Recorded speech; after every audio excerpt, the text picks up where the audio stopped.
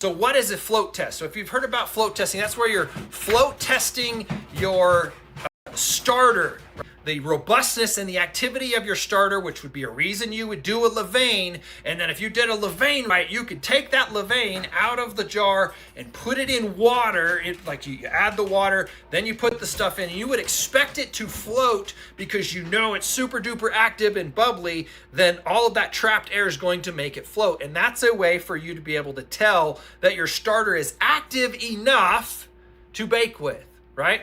Now, let's think through that terminology.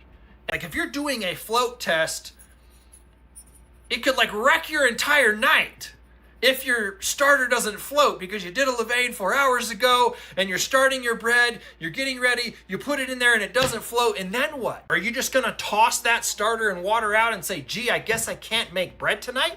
You know how silly that would be? Should you do a float test in order to know whether or not your starter is ready to make bread? I would say only if you're like trying to make the absolute perfect loaf of bread on a very high hydration recipe, and you're gonna do all of the things to make that perfect Instagram ready loaf of bread, versus what we're people en masse.